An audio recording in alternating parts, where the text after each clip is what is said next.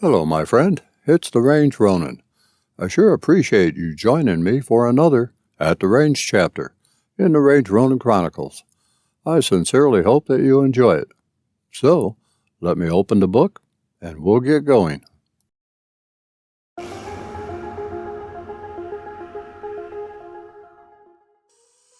As I may have mentioned in previous videos, and may mention in future videos, I am not looking for groups when I take a firearm to the range, unless that is my intent.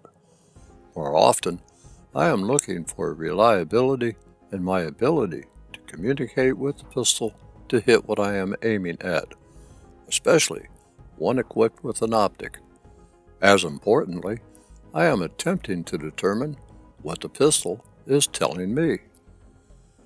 If I point the pistol at a certain spot, well-defined, or at some random spot that I have chosen, will the bullet strike at that selected spot?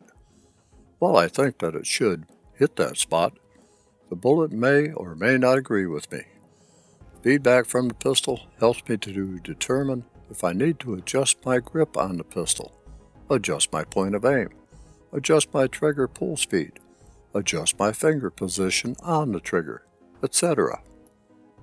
The P365XL is an inherently accurate pistol.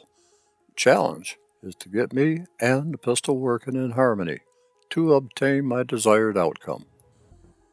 After all, I am the human in the equation, and most often it is my human actions that determines if the desired response can be achieved. But a mismatched human-to-machine interaction has to affect the equation. I prefer that a gripping area on a pistol be large enough to accommodate a full grip of my hands. To put it bluntly, I can only adapt so much to the grip on a pistol or revolver. The grip of the P365XL is narrow. I am the guy who adds the largest grip adapter on his Glock pistols, whether it be a Glock 26 or a Glock 20. I like as much grip surface area as I can get.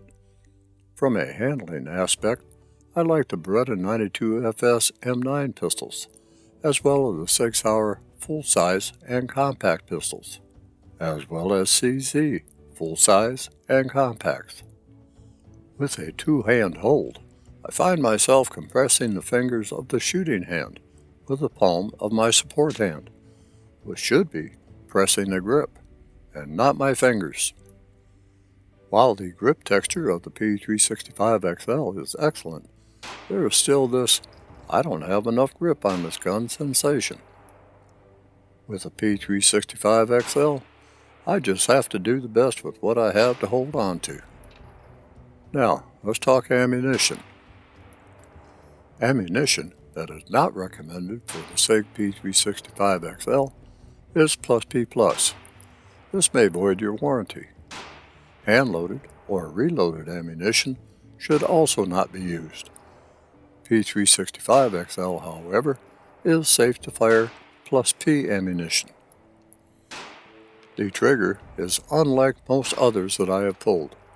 There is the usual take-up before resistance is felt. Then, there is an increase in resistance that I can only describe as stacking. After a short amount of this stacking, there is a very soft break when the striker is released, and there is no overtravel. Trigger reset is very quick and tactile.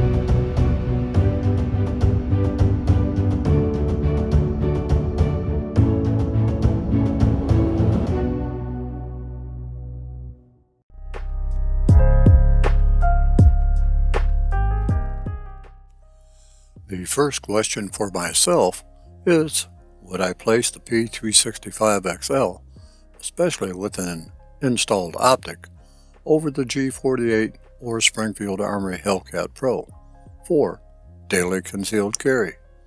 A second question is, would I recommend it to others? Let me address the second question first. Yes, I would recommend it, but only with a thumb safety.